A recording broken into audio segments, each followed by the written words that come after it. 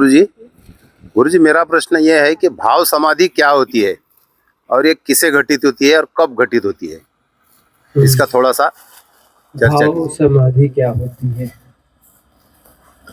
किसे घटित होती है, कब घटित होती है।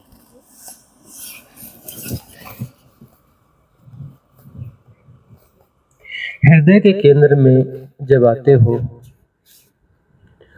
लोअर चक्रास का आकर्षण जब कम होता है तो मध्य के चक्र में आते हो। हृदय चक्र मध्य में, इसके नीचे 3 चक्र हैं, इसके ऊपर 3 चक्र हैं और यह मध्य का चक्र है। मतलब प्रकृति से जब ऊपर उठते हो तो भाव होता है। जब प्रकृति के पाश से मुक्त होते हो तब वहां जो है हृदय में प्रवेश होता है। हृदय भाव का जगत है। भाव समाधि, वो भाव का विकास होता है जब प्रकृति से जैसे जैसे ऊपर उठोगे भाव सघन होते जाएगा, भाव सघन होते जाएगा, है ना। शरीर के साथ आकर्षण कम होगा, शरीर से जुड़े हुए संबंधों का मोह कम होगा, है ना। तब वो प्योर भाव, तब मोह की बात नहीं करें, भाव, है ना। भाव समाधि की बात चल रही ना। भाव जब प्योरेस्ट फॉर्म में आएगा, पहले जो है भाव कौन से फॉर्म में है, पार्श्विक भाव में, पार्श्विक स्थितियों में, है ना, पार्श्विक भाव है। पार्श्विक भाव से जब प्योरेस्ट फॉर्म में आएगा मतलब परमात्मा की ओर उन्मुख होगा, तो लोअर चक्रा से ऊपर की ओर एनर्जी चढ़ेगी, है ना। मोह को तुम प्रेम कहते हो, जबकि मोह खत्म होगा तो वास्तविक प्रेम जागेगा, है ना। लोभ की जगह दान आएगा, ठीक है ना। तो जो उदात्तता बढ़ेगी और भाव सघन होंगे, प्योरेस्ट फॉर्म में आएंगे, प्रकृति के पास से ऊपर उठकर परमात्मा की ओर गमन करेंगे, तो परमात्मा होने की पहली की स्थिति जो है वह भाव की है। वह भाव समाधि होती है। मतलब प्रकृति से ऊपर उठ गए, प्रकृति से ऊपर उठ गए और भाव की गहराइयों में जाकर अपर चक्रास में डुबकी लगा ली। ऊपर के जगत में, पारलौकिक जगत में डुबकी लगा ली, वननेस की अनुभूति हुई। भाव की सघनता में वननेस की अनुभूति होती है, वननेस की अनुभूति होती है। तो भाव समाधि यानी वननेस के ग्लिम्स। भाव समाधि का मतलब वननेस के ग्लिम्स आते हैं और लौट के कहाँ आओगे, वापस वहीं आ जाओगे। यह कोई ऐसी स्थिति नहीं है कि भाव समाधि हो गई अब तो पार हो गए, पार वार नहीं होते वहां से। भाव समाधि में वननेस की ग्लिम्स आती है, ठीक है ना। और इसका अर्थ यह है कि प्रकृति के पाश से मुक्त हुए, प्रकृति के पाश से मुक्त हुए। जो लोअर चक्रा से पशु जैसा जो व्यवहार था उससे ऊपर उठे और भावों का संचरण शुरू हुआ। फिर भावों की सघनता होगी, भावों की सघनता होगी, फिर जो है ऊपर का रास्ता खुल जाएगा। भाव समाधि के बाद ऊपर का रास्ता खुल जाता है। उसके बाद जो है विशुद्धि चक्र। विशुद्धि चक्र के जागरण के पहले भाव समाधि के ग्लिम्स आते हैं। ये जो हम बहुत सारी जगह साधना के लिए जो प्राविधियां हैं, सिद्ध क्रियाएं हैं, उसमें हम कहते हैं ना भाव करो, भाव का यूज करते हैं ना, क्योंकि भाव के सहारे जो है वननेस में डुबकी लगती है, ग्लिम्स आते हैं। वो एज ए टूल यूज किया जा सकता है, तो वो एज ए टूल से यूज करते हैं ना भाव का। उससे क्या होगा, ग्लिम्स आएगा, एक समाधि घटेगी और कई लोग ऐसा होगा कि वहां से और आगे की छलांग भी लग जाएगी, आगे की छलांग भी लग जाती है, ठीक है। हाँ, अगला प्रश्न किसका? अगला प्रश्न अच्छा, इसमें ये था कि कब होता है, किसको होता है। वो तो कब किसको वाला जो सवाल है ना, वो प्रासंगिक है ही नहीं, कब और किसको। मतलब जिसको जिसको जो है ना भाव की सघनता होगी तो उसी को होगा, दूसरे को कैसे होगा, है ना। कृष्ण की स्टोरी बताते बताते वो भाव समाधि में चले गए। नहीं, वो तो कुछ भी करते करते नदी में नहाते नहाते भाव में जा सकते हो। यहाँ पर से हाँ, पक्षी को देखते-देखते बड़े गहन भाव में जा सकते हो। उतनी लंबी चौड़ी कथा सुन के और भाव समाधि में जाने की क्या ज़रूरत है? थोड़ा-सा प्रकृति के प्रेम में ऐसे पड़ जाओ ना, तो पक्षी जो है, उसको देखते-देखते भाव में चले जाओगे, है ना? भावों के माध्यम से सतोरी घट जाती है। भावों की अच्छी सघनता प्रॉपर हुई ना, तो वहाँ भी सतोरी घट जाती है, वननेस घट जाती है। हाँ, वननेस घट जाती है। लोविना जी का प्रश्न है, प्रणाम गुरुजी, आप क्यों ऐसा कहते हैं कि हमको कुछ मांगना नहीं चाहिए? ये पैटर्न है हमारा जन्मों से, इसको ब्रेक करने में डिफिकल्टी होती है। हमें कुछ मांगना नहीं चाहिए। अस्तित्व से हम अनजेन्युइनली कुछ मांगते हैं।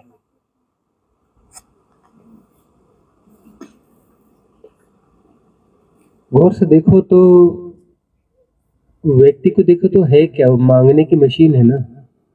यह मांग रहा है, वह मांग रहा है, यह चाह रहा है, वह चाह रहा है ना।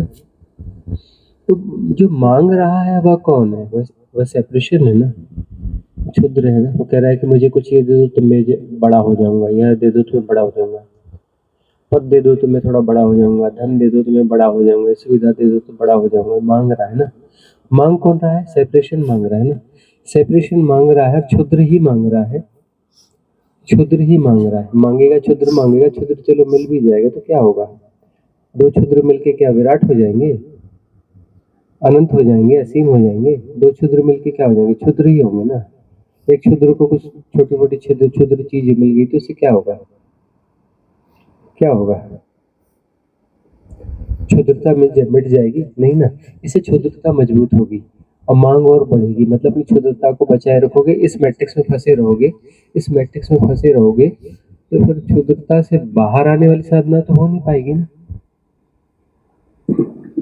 सिद्धियों में भी तो सिद्धियों का उपयोग होता है, तो उसमें क्या होता है? सिद्धियों का उपयोग कौन कर रहा है? क्षुद्र कर रहा है ना। उसमें कुछ मैनिफेस्टेशन कर रहा है। कौन मजबूत हो रहा है? सेपरेशन मजबूत हो रहा है ना। इस चक्कर में लगते लगते अवसर चला जाएगा, जीवन बीत जाएगा कि नहीं बीत जाएगा? और फिर इसलिए कहा गया है, बिन मांगे मोती मिले, मांगे मिले न चून, है ना? और क्या दास कबीरा कह गए, मोती मानो चून। ऐसे क्या क्या है? हाँ? नहीं, वो तो अलग है। वो एक और है, ये शायद दूसरा है। तो जो है, मांगोगे तो तुम्हें क्षुद्र ही मिलेगा और नहीं मांगोगे तो अस्तित्व तो तुम्हारे पर बरस ही रहा है ना। अस्तित्व बरस रहा है लेकिन तुम बंद हो, तुम अपना कहीं और एंगेज हो, तो अस्तित्व जो दे रहा है वो तुम्हें मिलेगा नहीं। अस्तित्व जो दे रहा है उसके लिए तुम खुले हुए नहीं हो। यदि तुम ये इस प्रोसेस में नहीं हो, मांगने मैनिफेस्टेशन, इस प्रोसेस में नहीं हो, तो अस्तित्व बरस रहा है वो तुम्हारे भीतर उतर जाएगा और वह मिलेगा तो क्या? अस्तित्व क्या है? अस्तित्व क्षुद्र है क्या? वह तो अनंत है, असीम है, निर्गुण है, निराकार है। अस्तित्व ही बरस रहा है। माँ सचमुच में यदि कॉस्मिक रिदम, तुम कुछ नहीं मांग रहे हो तो कुछ मांग रहे हो तो कॉस्मिक रिदम के खिलाफ जा रहे हो, कुछ नहीं मांग रहे तो कॉस्मिक रिदम के साथ मर्ज हो रहे हो। कॉस्मिक रिदम के साथ मर्ज हो रहे हो तो क्या हो जाओगे? कॉस्मिक रिदम हो जाओगे, विराट हो जाओगे ना। विराट हो जाओगे और वो बहुत बड़ी विराटता है। उस विराटता को जियोगे, सारी धारणाएं क्षुद्रताएं ये मिट जाएगी। अब वो विराटता जो है बड़ी क्षुद्रता है, लेकिन इस सबसे तो बहुत बेहतर है। वहां पर बस एक छलांग और रह जाती है, एक छलांग और रह जाती है। इसलिए हम कहते हैं कि क्या मांगने के चक्कर में पड़े हो, खोने के चक्कर में पड़ो, मांगने की नहीं। खो दो अपने आप, अपनी सीमाएं खो दो, अपनी क्षुद्रता खो दो, विराट हो जाओगे। मांगोगे तो क्या मिलेगा? टुकड़ा ही मिलेगा ना, छोटा मोटा। और खोओगे तो क्या मिलेगा? विराट हो जाओगे ना। खोने पे तुम विराट हो जाओगे, अपनी सीमाएं तुम मिटा दोगे तो ब्रह्म की सीमाएं तुम्हारी सीमाएं हो जाएंगी। तुम ब्रह्म में मर जाओगे तो तुम भी ब्रह्म ही हो जाओगे ना। बूंद सागर में गिर गई तो सागर नहीं हो जाएगी? यदि बूंद सागर में गिर गई, अब बूंद तो नहीं बची, क्या बचा? सागर बचा ना। बूंद क्या हुई? सागर हो गई ना। सागर हो गई या नहीं हो गई? एक बूंद कुछ मांगेगी और उसको एक बूंद और मिल गई तो क्या हो जाएगा? 2 बूंद हो जाएंगे। 2 ही बूंद होंगी ना, सागर तो नहीं होगी ना। अब बूंद सागर में मिलेगी तो सागर नहीं हो जाएगी। तो मांगने के बजाय खोने, अपनी जो अपने सेपरेशन है, क्षुद्रता है, इसको खोने की तरफ उन्मुख होना चाहिए। ठीक है। अब ये भाव समाधि वाला प्रश्न था, तो भाव में क्या होता है? भाव में खो जाते हैं ना, भाव में खोना होता है ना, इसलिए भाव टूल की तरह यूज होता है कि भाव का मतलब फैलना है, स्प्रेड होना है। और बेतरतीब, उसमें गुणा भाग नहीं होता भाव में। भाव में गुणा भाग होता है क्या? नहीं ना, क्योंकि इसमें बेतरतीब फैलते हैं और खो जाते हैं। उसमें कुछ मांगते नहीं है। मांग रहे तो ख्याल रखना भाव नहीं है, कुछ शर्त लगा रहे हो, नहीं ऐसा होना चाहिए, नहीं वैसा होना चाहिए, कॉम्प्लेंट्स है, तो वो भाव नहीं हो, शुद्ध भाव नहीं हो, फिर नीचे वाला है, प्रकृति वाली चीज है। प्रकृति से ऊपर उठकर जो भाव होता है ना, उसमें फैलना होता है, बगैर गुणाभाग के फैलना होता है। तो जो फैलने में जो है ग्लिम्स आता है, परम तत्व का, वननेस का ग्लिम्स आता है, आनंद का ग्लिम्स आता है। बेतरतीब फैलते हो ना, बगैर गुणाभाग के फैलते हो ना, एक्सट्रीम फैलते हो ना, तो वहां पर जो है समाधि का अनुभव होता है, भाव समाधि। बेतरतीब फैलते हो। समाधि का मतलब क्या होता है? उसके बराबर हो जाना, सम अधि, उस अधीश्वर के बराबर हो जाना, जो कि अनंत है, असीम है, निर्गुण है, निराकार, उसके सम, उसके जैसा हो जाना, वही तो समाधि है ना। वहाँ बेतरतीब फैलते हो। भाव जो बेतरतीब फैलने की कला है, वहां पे मांग नहीं होती, कंप्लेंट नहीं होती। अब मेरा भाव ऐसा है, मेरा भाव ऐसा है, वो भाव नहीं है, है ना। बड़े दावे चलते हैं ना, मेरा भाव ऐसा है, मेरा भाव ऐसा है। मेरा भाव मतलब पशु वाला भाव होगा, परम तत्व की ओर उन्मुख नहीं हुआ। हृदय चक्र से नीचे वाली स्थिति है हृदय चक्र, और उसके ऊपर वाली स्थिति नहीं है। हृदय चक्र से ऊपर उठना, बेस हृदय चक्र में है और उसके ऊपर उठना। मध्य में तो वही है ना, बेस तो हृदय ही है ना। मनुष्य का बेस तो हृदय है ना। 3 चक्र ऊपर, 3 चक्र नीचे, बेस तो वही है ना। तुम कितने भी नीचे गिरो, तुमको हृदय में आना ही पड़ेगा। तुम कितने भी ऊपर उठ जाओ, हृदय का बेस जो है, जब तक शरीर में हो उसको जीते रहोगे, उसको जीते रहोगे। ठीक है ना। अगला प्रश्न किसका है? स्वामी जी, अभी हाल ही में मैं गांव गई थी। तब हमारे कुलदेवी का हवन था, तो वहां पे आखिरी में कुछ विधियां की जाती है जो देवी को अर्पण दिया जाता है। तो वहां पे एक हमारे ही फैमिली के बुजुर्ग बैठे थे। अचानक से वो बहुत जोर से वाइब्रेट होने लगे और अपना लाइक शरीर पे से आपा ही खो बैठे थे। उनको पकड़ने के लिए भी 3-4 लोगों की जरूरत पड़ी थी। और जब मैंने इसके बारे में पूछा अपने फैमिली वालों से, तो उन्होंने ये बोला कि देवी माँ साक्षात उनके अंदर थी और वो हमें, हमारे परिवार को आशीर्वाद दे रही थी। तो क्या ये सब सत्य है या बनाई हुई बातें हैं? बुजुर्ग है और क्या है? वो अपाहिज भी है, मतलब फैमिली के बुजुर्ग ही है वो। बुजुर्ग है, हाँ। मतलब फिजिकली फिट है। हाँ। इसको कहते हैं चैनलाइजेशन। ये क्या है? चैनलाइजेशन। इसमें जो है, जो देवता होते हैं वह आते हैं, कुछ देवताओं के साथ में कनेक्शन बनाए रखा जाता है, और खासतौर पे जो कुल होते हैं, उन कुलों ने अपने देवता निश्चित किए होते रहते हैं। उन देवताओं के साथ जो है वो कनेक्शन बना के रखते हैं, और वो आते हैं, देवता हो या देवी हो, जो भी हो। कहीं कई जगह कुल देवता होते हैं, कई जगह कुल देवी होती है, तो उनके साथ में कनेक्शन रखते हैं और वह आते हैं। पहले जो है कुल देवता कुल देवी जो है, वो उनका जब आह्वान करते थे, दूसरों की बॉडी में नहीं आते थे। पहले के समय में वो सीधे सीधे आ जाते थे, अपनी बॉडी को कंडेंस करके सीधे आके बैठ जाते थे सामने और गपशप बातचीत वो सब करके उनका भी भोग प्रसाद उनको भी चढ़ता था और वो भी किसी सूक्ष्म तल पे उसको ग्रहण करके और चले जाते थे। इवन वह जो है या आहार खा भी लेते थे, ऐसा नहीं है। और तो तुम्हारी वो प्लेट और थाली में से आहार गायब भी हो जाएगा और तुम्हारे सामने खाएंगे और गायब हो जाएगा।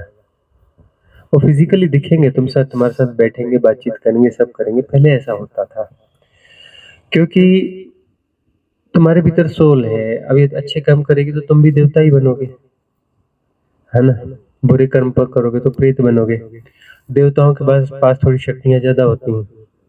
तो पहले की एरा थोड़ी सरल एरा थी, तो वो बॉडी को कंडेंस करके, मतलब कंडेंस करने का अर्थ क्या होता है कि ये जो त्रिआयामी जगत है, 3 डायमेंशनल जो यह जगत है, इसके अनुरूप अपने मॉलिक्यूलर स्ट्रक्चर को चेंज करके उनमें शक्ति होती है वो करके और यहाँ पर प्रकट हो जाते हैं।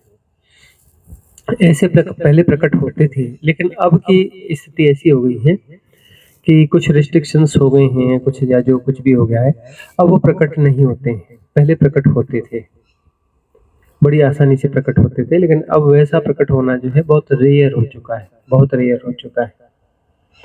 अभी ज्यादातर जो होता है वो इमेजिनेशन होता है ना। एक्चुअली जो है बहुत रेयर होता है। कुछ ऐसी जगह हैं वहाँ रेयरली अभी भी होता है जहाँ पर, हालांकि अब तो सब जगह हम लोगों ने गड़बड़ कर दी है। जगह जगह मोबाइल टावर लगा दिए, सैटेलाइट लगा दिए, फ्रिक्वेंसीज ऐसी कर दी, तो इतनी तरंगे हो गई हैं कि अब वो वाली घटनाएं करने की सहूलियत नहीं बची है।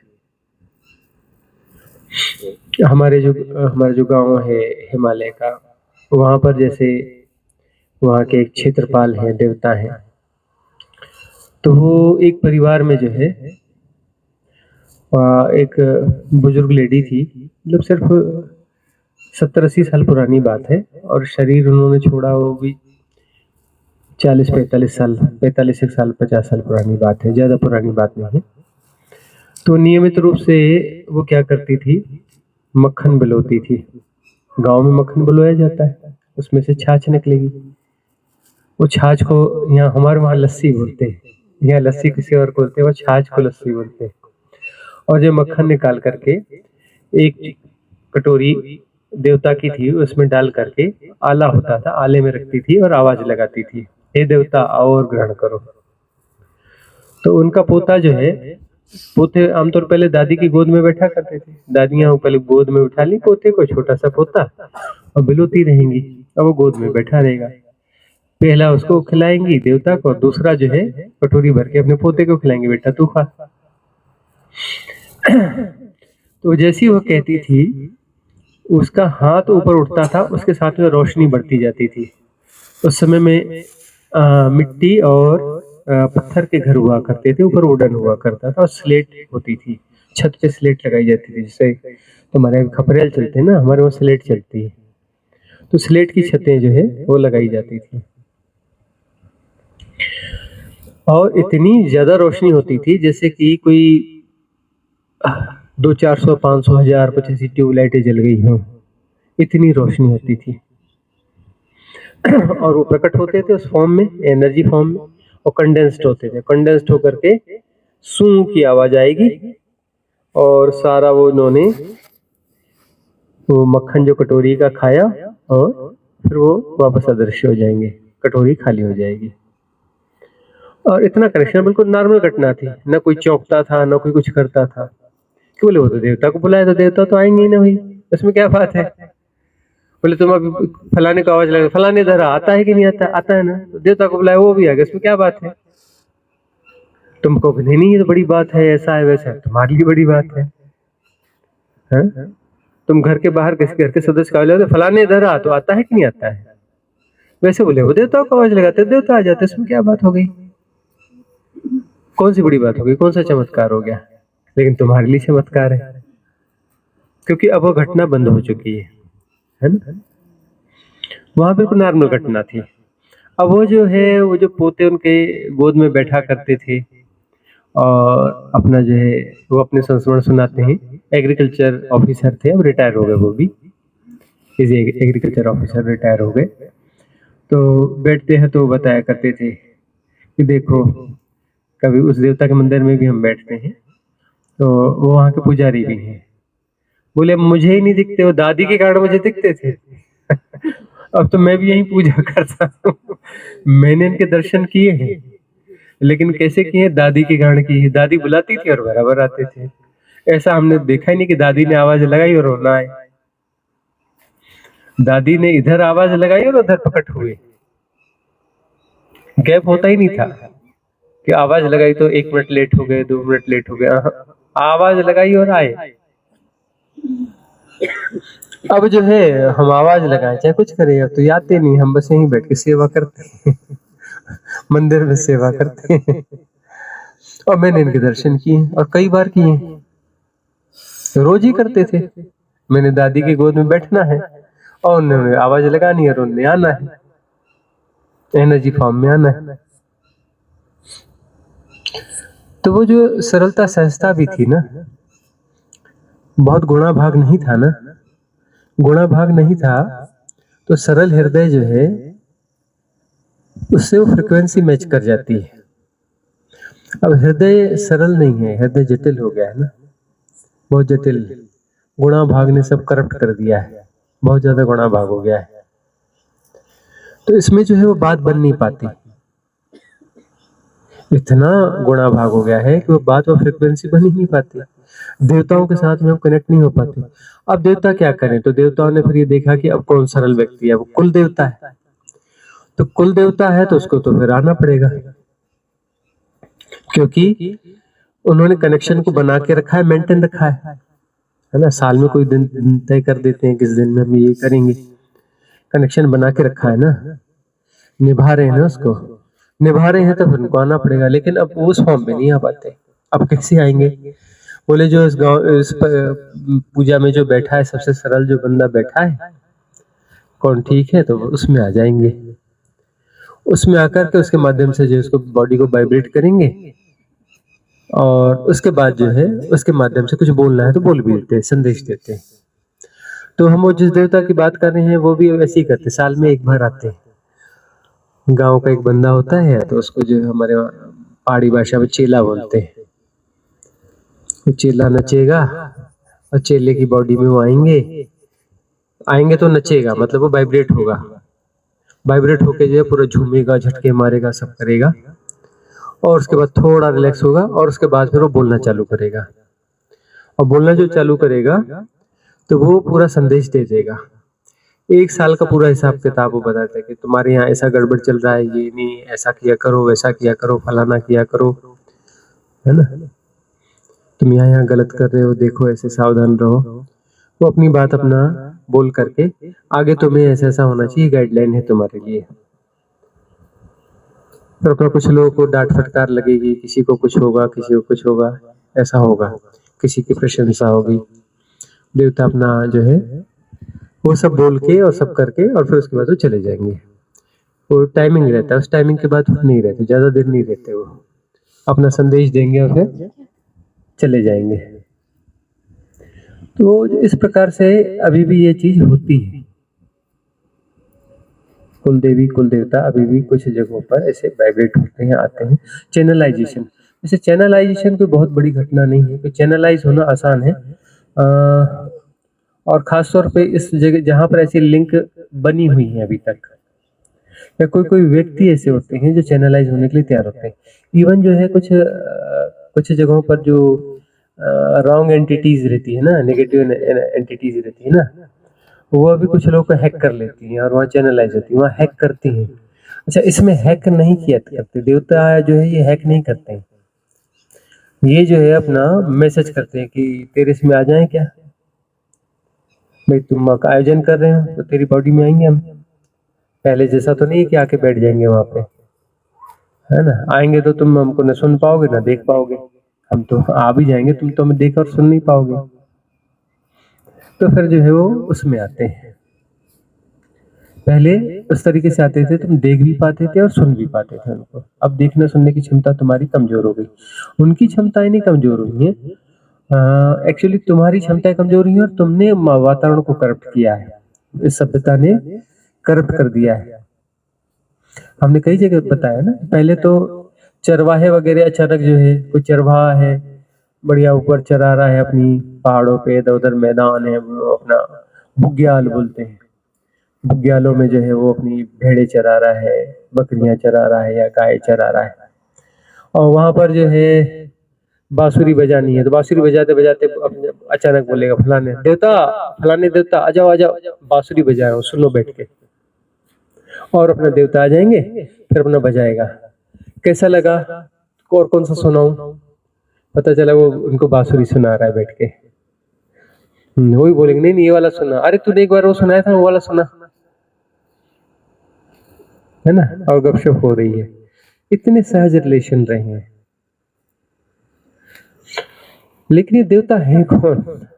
अरे तुम ही देवता हो, तो जन्म लेके तो तुम मनुष्य हो गए, मर गए तो तुम अपना देवता हो गए, या देवता हो गया प्रेत हो गए, है ना। नेगेटिव एंटिटी यानी प्रेत हो जाओगे, पॉजिटिव एंटिटी यानी देवता हो जाओगे। देवता में भी एक नियर बाई डायमेंशन के हो गए या थोड़े अपर डायमेंशन के हो गए, ठीक है ना। तो वो लोग इंटैक्ट होते रहते हैं, और ज्यादा हायर वाले हैं तो वो भी इंटैक्ट होते हैं, लेकिन वो दूसरे तरीके से, करुणा के तरीके से होते हैं।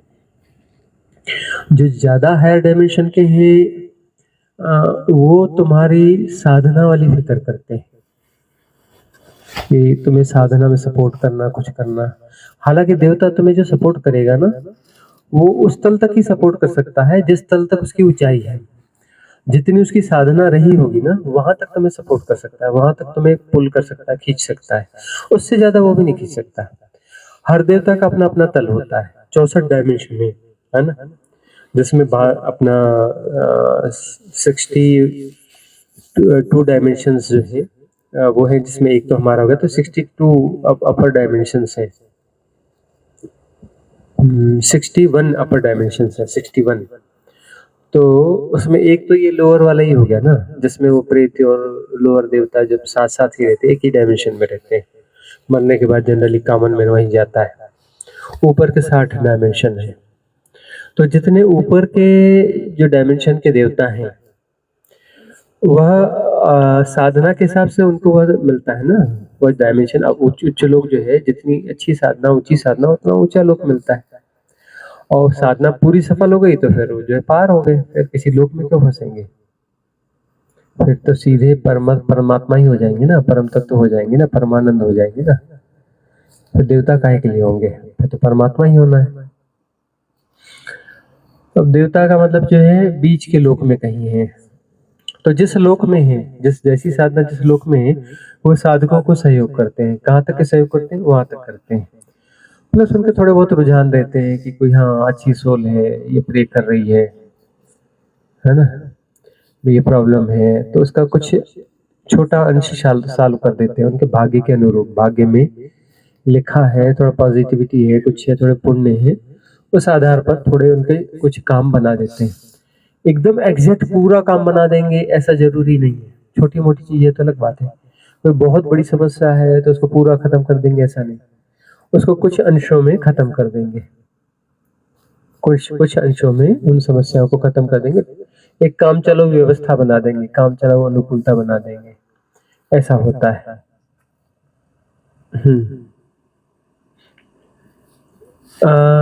अगला प्रश्न किसका है?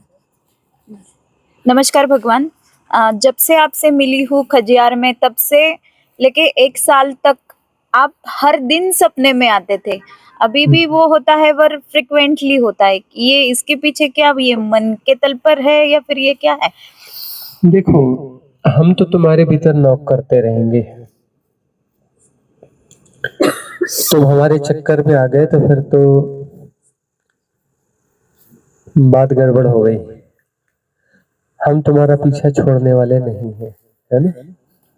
तुम्हारे ख्यालों में, ख्वाबों में, सब जगह हम आएंगे, ठीक है ना। जो भी साधक हमारे चक्कर में आ गया तो हम उसका पीछा नहीं छोड़ने वाले हैं। वो फिर चाहे पॉजिटिव ले या फिर निगेटिव ले, लेकिन वो हमारे बगैर तो जी नहीं सकता। चाहे वो हमें अच्छा बोले चाहे बुरा बोले, जीना तो उसको हमारे साथ ही पड़ेगा। कोई हमारे पक्ष में बोल के जिएगा, कोई हमारे विपक्ष में बोल के जिएगा लेकिन हमारे साथ, है ना। तो अब ये है कि हम तो घुस गए हैं तुम्हारे भीतर, ठीक है ना, और हम है बहुत भयंकर एंटीवायरस। जब तक सब कुछ मिटा नहीं देंगे तब तक बात बनेगी नहीं, ठीक है ना। एंटीवायरस हैं हम। एंटीवायरस सपने में क्या करता है? हाँ, वहां का तुम्हारे सपनों में भी बहुत सारे सपने मिटा देते हैं। हाँ, बहुत सारे सपने मिटा देते हैं तुम्हारे। सबसे मुझे सपने, एक ही सपना हर वक्त वही होता है। वही है कि हमारी देशना भी तुम्हें कुछ हद तक मिलेगी, तुम्हारे बहुत सारे कर्मास वहां पे कटेंगे, बहुत सारे कर्म कटेंगे। एंटीवायरस है ना, तो कर्म कटेंगे। देखो देवता जो है तुम्हें जो है कुछ सहयोग करते हैं, वह भी सहयोग करते हैं, उनका सहयोग तो रहता ही है, लेकिन साधना में सदगुरु जो देते हैं वो एक अल्टीमेट चीजें देते हैं। तुम्हारे बहुत सारे कर्म काट देते हैं और बहुत सारे कर्म हल्के कर देते हैं, बहुत सारे कर्म हल्के कर देते हैं, बहुत सारे कर्म काट देते हैं, और वो तुम्हारे भीतर एंटीवायरस की तरह काम करते रहते हैं। तो हम तुम्हारे ख्यालों और ख्वाबों में तो हम ही रहने वाले हैं, वो तो भूल जाओ कि हम नहीं रहेंगे। तुमको जीना तो हमारे साथ ही पड़ेगा अब। सुजाता रासल का प्रश्न है। प्रणाम स्वामी जी। स्वामी जी, गरुड़ पुराण के बारे में आपकी देशना में सुना, अब गरुड़ पुराण नहीं सुनेंगे, लेकिन अगर किसी के घर में डेथ हो गई तो उस घर में कौन सी ध्यान विधि करनी चाहिए?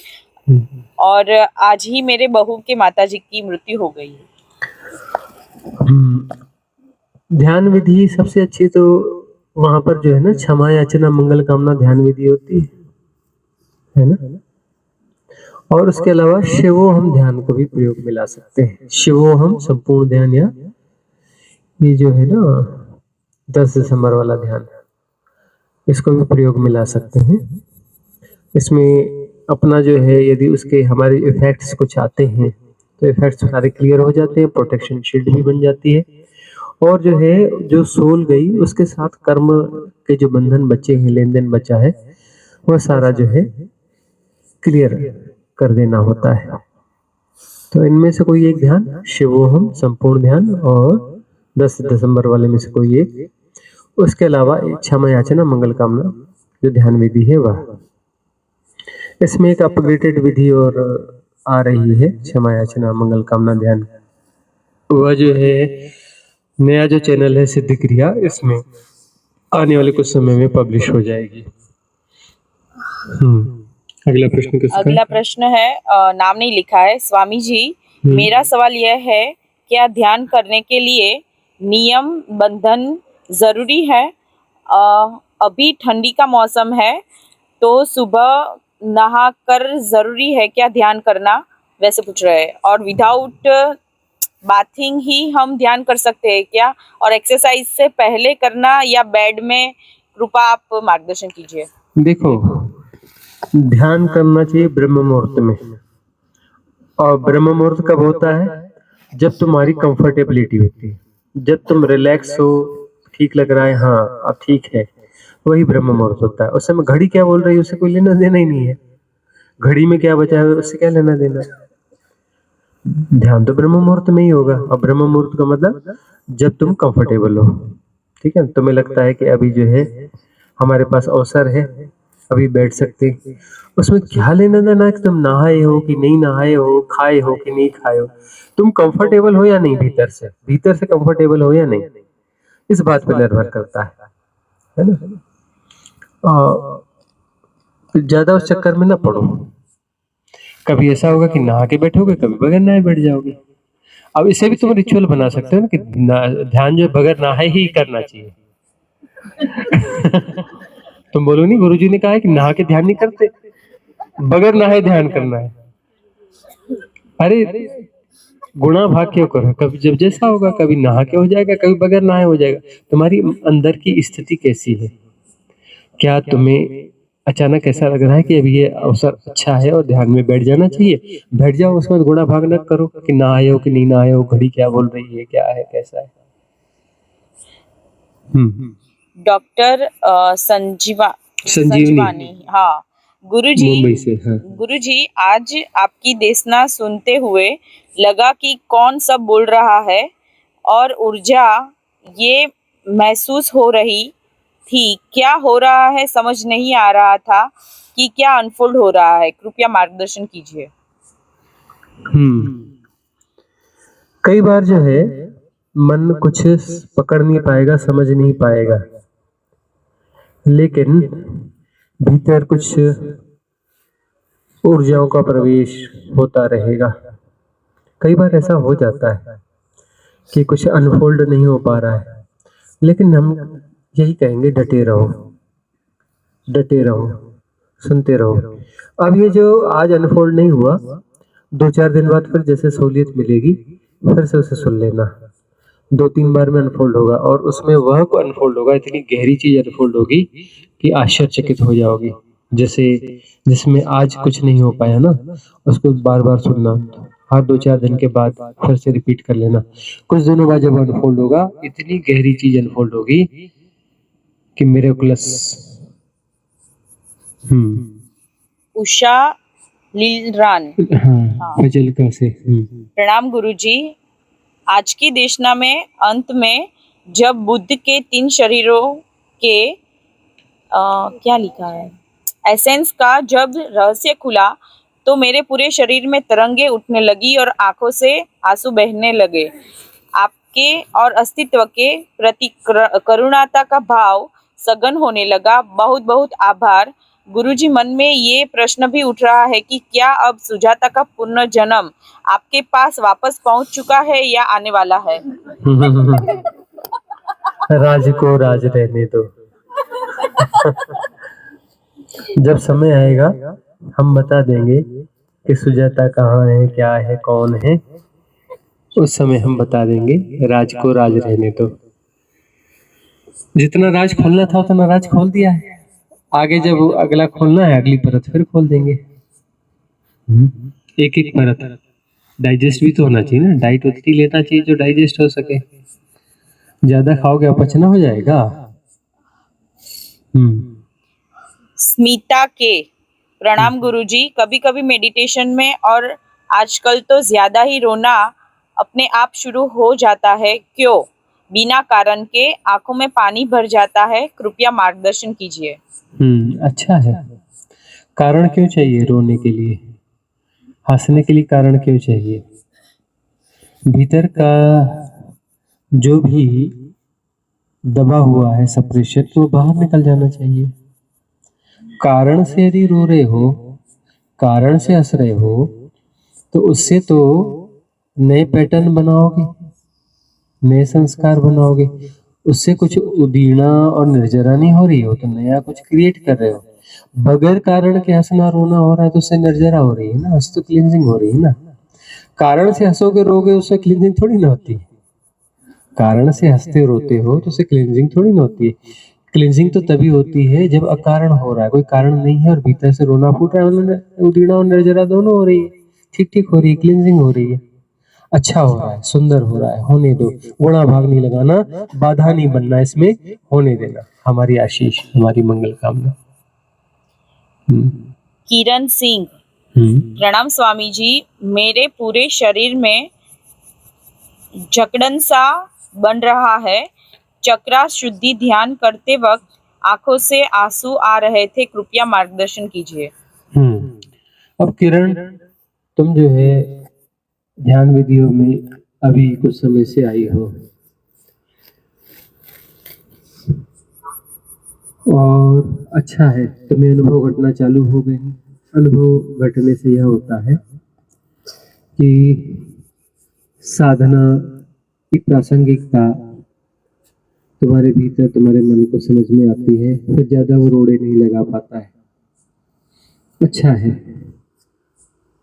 अनुभव घटेंगे, आगे और भी अनुभव आएंगे, तरह तरह के अनुभव आएंगे। बस साधना में नियमितता बनाए रखना, देखना, नियमित सुनते रहना। प्रणाम गुरुजी। जोर से पूछना। प्रणाम गुरुजी। हाँ। जैसा भी आपने बताया ना कि आपका कान में मतलब कमजोर है, वैसी मेरी नाक कमजोर है बचपन से ही। मतलब खुशबू या बदबू कुछ नहीं आती है। सब लोग बोलते हैं तो मैं भी हाँ हाँ कभी कभी बोल देती हूँ, पर मुझे आता ही नहीं है वो सब चीजें। और आपकी देशना तो सुनती हूँ और मेडिटेशन बहुत ही कम कर पाती हूँ, ध्यान वगैरह। एक दिन ऐसे मुझे बहुत ही रोना आया कि मैं कैसी हूँ, इतना सब कुछ सुनती हूँ पर मैं करती क्यों नहीं हूँ। ऐसे मैं बैठी और ध्यान करी तो पता नहीं कुछ भी नहीं था वहां पर, लेकिन बहुत ज्यादा खुशबू आने लगी, पूरे कमरे से खुशबू, पूरा सुगंध सुगंध से पूरा भर गया। ये समझ नहीं आया बस। हाँ, तो ब्लॉकेज दूर हो गया ना साधना अच्छा। में। जब भी आओगे, गहरे जाओगे तो जो भी ब्लॉकेज है सारे दूर होंगे। तो जो घ्राणेंद्रिय है, घ्राणेंद्रिय जो है वो असम थी, सम होना चाहिए ना। जैसे अब तुमने कहा कि जैसे हम बहरे, अरे हम बहरे बचपन के नहीं हैं, है ना। और बहरे का अर्थ ये नहीं है कि हम, हाँ, मतलब तुमसे थोड़ा बहुत फर्क होगा। तुम जो है अरे मतलब 20% बहरे हो, 25% बहरे हो, थोड़ा 30% बहरे हो गए, 5-7% थोड़ी ज्यादा हो मैं गए। टोटली नहीं हूँ। बहरे तो तुम भी हो, सारे बहरे हैं। क्योंकि जो है जिस शोर शराबे में और जिस तरीके से जी रहे हैं, तो बहुत ज्यादा शोर शराबे में भी जिया जाएगा तो वहाँ पर जो है आंशिक बहरापन पैदा होता है। हमारा तो एक कान जो है किसी दुर्घटना के कारण हो गया था कि वो जो कान साफ करने वाले आते हैं ना, तो उन्होंने जो है कान साफ करते करते पर्दा ही खींच दिया, वो डैमेज हो गया था। लेकिन फिर वो जो है बाद में हमने उसका कुछ इलाज नहीं करवाया, फिर अपनी वो साधना के द्वारा फिर वो करते रहे और ऑटो हील होते होते जहाँ पर कोई संभावना नहीं थी वो भी 30-35% उसमें भी हियरिंग वापस आ चुकी है, उसकी भी हियरिंग वापस आ चुकी है और धीरे धीरे बढ़ती जा रही है। शायद 2-4 साल में वो कंप्लीट नॉर्मल भी हो जाएगा। अगला प्रश्न किसका स्वाति है? कुमारी, हाँ, बुद्ध और ओशो की मिस्ट्री वाला देशना सुना, पूरा सुन सकी और पूरा सुनते ही मेरे हृदय से कुछ ऐसा तड़प वाला भाव, आंखों में आंसुओं की बरसात होने लगी। मैं अपने आप को शांत नहीं कर पा रही हूँ, आंसू बहते ही जा रहे हैं, कृपया मार्गदर्शन।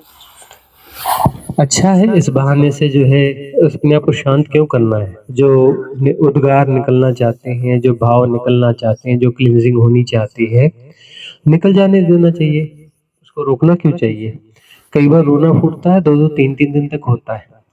कई लोग जो है ऐसे थोड़ा-थोड़ा रोते रहते हैं, हफ्ता भर रोते हैं, और कई लोग जो है लगातार रोते हैं और बहुत ज़्यादा रोते हैं, 2-2 3-3 दिन तक रोते हैं।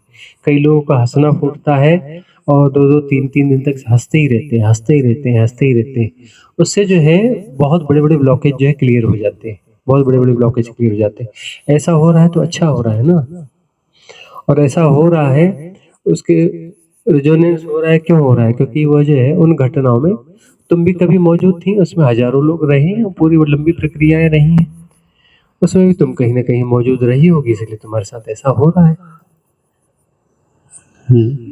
अंजुलता, प्रणाम गुरुजी। कभी कभी आपकी देशना सुनते समय बहुत गहरी नींद लग जाती है, जैसे लगता है बरसों से सोई नहीं हूँ। वो ले लिया है शायद। हाँ, ले लिया है वो। हाँ, दूसरा ले लो। अपर्णा, प्रणाम स्वामी जी। अश्वत्थामा, वो कुछ लिखा है सांप। अरे अपर्णा पूछ रही है कि अश्वत्थामा जो है यहाँ ओमकारेश्वर के आसपास में या नर्मदा किनारे जो है वो पाए जाते हैं, तो कहाँ है, क्या है, कैसा है। उस समय तो हमने उसको वैसे भी कहा था कि अपना तुम कहाँ ऐसे चक्कर में पड़ी हो, नर्मदा किनारे में आई हो, वापस घर क्यों जा रही हो, यहीं जंगलों में चली जाओ, जंगलों में जाओ, घूमते फिरते रहो, है ना। यहीं से चले अपना, तुम्हें अश्वत्थामा का इतना प्रेम है, इतना सब कुछ है, तो अपना जंगलों में घूमती रहो, और जो है घूमते कभी न कभी तो अश्वत्थामा मिल ही जाएंगे। कोई भटक जाता है तो उसको जो है पकड़ के राह मिला लेते हैं, ऐसा इसका अपर्णा का कहना है। अभी रिट्रीट में आई थी वह, तो हमने उससे कहा कि तुम जो है जानबूझकर ऐसा करना कि कहीं जाके भटक जाना, तो फिर तो अश्वत्थामा को आना ही पड़ेगा ना, और मुलाकात हो जाएगी, है ना। अमरीश, प्रणाम स्वामी जी। मेरा प्रश्न है, मैं शरीर नहीं हूँ, इसे कैसे जाना जाए और अनुभव किया जाए। मैं शरीर नहीं हूँ, यह पहली नीति है। इसे जानना है कि मैं शरीर नहीं हूँ, तो सबसे बड़ी बात है कि सजगता की साधना, इन सिद्ध क्रियाओं का प्रयोग तो करना ही होगा। चंक्रमण ध्यान है, चंक्रमण ध्यान का प्रयोग करना होगा चलते हुए। उसके अलावा पूरे जीवन में फैलाओ, खाते हुए, नहाते हुए, सब करते हुए शरीर को देखना। शरीर को देखना मतलब शरीर के साथ डिटैचमेंट क्लियर करना, डिटैचमेंट बनाना। शरीर को देखना, नहाते हुए, चलते हुए, खाते हुए। तो ऐसे देखते देखते देखते वह चीज घटेगी कि मैं शरीर नहीं हूँ, शरीर को देखने वाला हूँ। दृष्टा जागेगा, दृष्टा जागेगा तो पहली नीति मैं शरीर नहीं हूँ ये घटेगा। और उसके आगे फिर विचार चलते रहेंगे। विचारों को भी दूर से देखना होगा, एसोसिएट नहीं होना होगा, उसे समझना नहीं होगा, समझने की कोशिश नहीं करना है, उसे एनालाइज नहीं करना, उस पर रिएक्शन नहीं करना है, कुछ नहीं करना है, सिर्फ दूर से देखना है। तो दूर से देखते देखते देखते फिर जो है मैं मन नहीं हूँ यह भी घट जाएगा, दूसरी नीति घटेगी। फिर उसके बाद भावों की नीति, मैं भाव नहीं हूँ, वह नीति। तो नेति नेति नेति नेति नेति करके यह भी नहीं, यह भी नहीं, यह भी, यह नहीं, यह भी नहीं। हम तो कहते हैं कि तुम आत्मा में भी आ जाओ, आत्म साक्षात्कार हो जाओ, तो तुम कहना मैं आत्मा को जानने वाला हूँ, आत्मा नहीं हूँ। ये आत्मा क्या है देखना है, कौन सा केंद्र है आत्मा का। आत्मा से भी अलग हो जाना है ना। वहां पर तो खैर मैं नहीं होगा एक्चुअली वो विधि यहाँ पे काम नहीं करेगी कि मैं आत्मा नहीं हूँ, क्योंकि वहां द्वैत बचता नहीं है, तो विधि काम नहीं करेगी। लेकिन हम ऐसा बोल रहे हैं कि वहां पर भी सजगता को बढ़ाते जाना है। आत्मतल पर क्या होता है कि सिर्फ वहां जो है ठहर जाते हैं, ठहरना नहीं है, ठहरा हुआ कुछ होता नहीं है जब तक कि वह परिपूर्ण मुक्ति नहीं होती है। तो आत्मा के तल पर भी जो है वहां सजगता है, लेकिन वो सजगता एक्चुअली पूरी नहीं है। सजगता पूरी होगी तो वह बिंदु दिखेगा। अभी तो बिंदु दिख रहा है ना आत्मा का, आत्मा का बिंदु हो, तुम अपना आत्मा का बिंदु जो है जाना जा रहा है, बिंदु के रूप में हो, किसी केंद्र के रूप में हो। और सजगता होगी तो सारे केंद्रों में खुद को महसूस कर पाओगे। अभी यहाँ आत्मा के साथ इजनेस को जी रहे हो, है को, फिर आत्मा के साथ एमनेस को जी रहे हो, हूँ को, मैं चला गया हूँ को जी रहे हो, मतलब एक केंद्र को जी रहे हो। और उसके बाद में इजनेस आएगी, ब्रह्म आएगा, फिर उसमें सारे केंद्रों को एक साथ जीना होगा। सजगता और बढ़नी चाहिए तो सारे केंद्रों को जिया जाएगा, दायरा और बड़ा होगा, ब्रह्म को जिया जाएगा। और उसके बाद में अंतिम छलांग लगेगी, तब जाकर के फिर वो निश्चल तत्व, जीवन मुक्ति निश्चल तत्व में जाओगे। और वहां सब हो रहा है, वो सब हो रहा है में क्या कैसा है, डीप मिस्ट्री तो अभी हमने खोली है ना, बहुत डीप मिस्ट्री खोली है। इसके आगे के पूरे घनघोर रहस्य हैं वो सारे खोले हैं, तो सुनते रहना पड़ेगा। तो वो देखना है बस, ये 2-4 दिन में पब्लिश हो जाएंगी सारी, या हो गई होंगी 1-2 दिन में, या होने वाली होंगी, नियमित रूप से आ रहा है, वो सुनना पड़ेगा। तो सारी मिस्ट्रीज जो है ओपन हो जाएंगी इसमें। और कोई प्रश्न है? वर्षा कदम जी का है। प्रणाम स्वामी जी। जब भौतिक जगत की सारी चाह मिट जाती है, लेकिन फिर भी कुछ अधूरापन, कोई चाह रहती है, वो चाह किस बात की होती है और ये कैसे मिटाया जाए? भौतिक जगत की चाह तो चली गई, भौतिक जगत की चाह तो चली गई, लेकिन उसके बाद में भी चाह है, मतलब केंद्र है, कोई केंद्र है जो विसर्जित नहीं हुआ है ना, तभी तो चाह है। द्वैत तो है ना। अंतिम चाह होती है कि ये द्वैत मिट जाए, और ये समझ में नहीं आता कि द्वैत कैसे मिटेगा, कि भाई सांसारिक आकर्षण तो खत्म हो गए, लेकिन आकर्षण अभी भी है। अब आकर्षण जो है द्वैत के मिटने का, द्वैत के मिटने का मतलब खुद का मिटना। द्वैत का मिटना मतलब हम प्रतीक्षा करते हैं कि कोई द्वैत मिटेगा और हम उसको देखेंगे, वो उसको देखेंगे वेखेंगे नहीं, खुद का मिटना है, खुद का मिटना है, द्वैत का मिटना है। आखिरी चाह ये है स्व का विसर्जन। तो स्व का विसर्जन बस वो उस अंतिम सीढ़ी पर खड़ी हो जहाँ स्व का विसर्जन, स्व को पकड़े बैठी हो कहीं ना कहीं। देखो वो बारीक थिन लाइंस देखो कि स्व को कहाँ बचा रही हो, कैसे पकड़े बैठी हो। उस पकड़ को थोड़ा और ढीला करो, स्व विसर्जित हो जाएगा। अंतिम जो चाह ये है वह अनंतता की चाह है, और अनंतता तभी घटित होगी जब तुम नहीं रहोगी। जब स्व विसर्जित होगा तभी अनंतता घटेगी। नाम नहीं है। प्रणाम गुरुदेव। मोक्ष मिलने के बाद जब महाप्रलय आएगा, क्या तब हमें वापस आना पड़ेगा? मोक्ष मिलने के बाद जब महाप्रलय आएगा, अच्छा, मतलब जब इनको मोक्ष मिलेगा उसके बाद महाप्रलय आएगा। बाकी लोगों को मोक्ष मिल गया तो महाप्रलय आने वाला है नहीं, क्योंकि अब बाकी लोगों को मिला है ना, उससे क्या लेना देना। जब तक वीआईपी को मोक्ष नहीं मिलेगा, इनको मोक्ष नहीं मिलेगा, उसके बाद ही तो महाप्रलय आएगा ना। या फिर जब सबको मोक्ष मिल जाएगा तब महाप्रलय आएगा। अरे सबको कैसे मिल जाएगा? फिर तो नए नए तो उधर पैदा भी होते चले जाएंगे ना। तो सबको मोक्ष मिलेगा तो कभी सबको मोक्ष तो कभी मिलता नहीं। फिर उसके बाद महाप्रलय आएगा। ऐसे बहुत सारे कॉन्सेप्ट है ना। वो पहाड़ी पर भी अपना कुछ लोग हैं, वो पहाड़ी पर हैं कुछ लोग, सफेद सफेद कपड़ा पहनते हैं और बोलते हैं कि महाप्रलय आएगा, जो सफेद कपड़ा पहना रहेगा वो बच जाएगा। हाँ, और महाप्रलय आने वाला है। ऐसे बहुत सारे कॉन्सेप्ट चलते रहते हैं। ये जो इधर उधर के इन्फ्लुएंस में आ गए हो, इन्फ्लुएंस से बाहर निकलो, सहज हो जाओ, सहज हो जाओ। कोई महाप्रलय नहीं आता। महाप्रलय का अर्थ है कि तुम पूरी तरह से विसर्जित होते हो। तुम्हारे भीतर आएगा महाप्रलय, बाहर कोई महाप्रलय नहीं आने वाला है। तुम्हारे भीतर महाप्रलय आएगा कि तुम जो है लय हो जाओगे। प्रलय, लय में उसमें लय शब्द है ना, लय यानी विसर्जित होना, प्रलय। अब उसका एकदम व्याकरण के हिसाब से अर्थ के चक्कर में न जाओ, हम तो इसी तरीके से करते हैं उसका संधि विच्छेद। प्रलय, परलय, उस दूसरे में लय हो जाओगे, उससे परिपूर्ण में लय हो जाओगे, है ना। महाप्रलय पूरी तरह से उस महत्तम में पूरी तरह से लय हो जाओगे। ये महाप्रलय तुम्हारे भीतर घटने वाली, बाहर नहीं घटने वाली। तुम भीतर उतरो, अपनी साधना में जाओ और लय हो जाओ, पूरी तरह से लय हो जाओ। बस वही साधना का परम लक्ष्य है। प्योर सोल करके है। कोटि नमन गुरुदेव। गुरुदेव, संपूर्ण समर्पण कैसे हो? कर्म मुक्त जीवन कैसा हो? मार्गदर्शन कीजिए। संपूर्ण समर्पण कैसे हो? कर्म मुक्त क्या है? कर्म मुक्त जीवन कैसा हो? कर्म मुक्त जीवन कैसा हो? संपूर्ण समर्पण कैसे हो? तुम पकड़ तो देखो कि कहाँ कहाँ तुमने पकड़ी हुई। ऐसा होना चाहिए, वैसा होना चाहिए, यह ठीक है, यह गलत है ना। यह देखना पड़ेगा कि कहाँ कहाँ तुम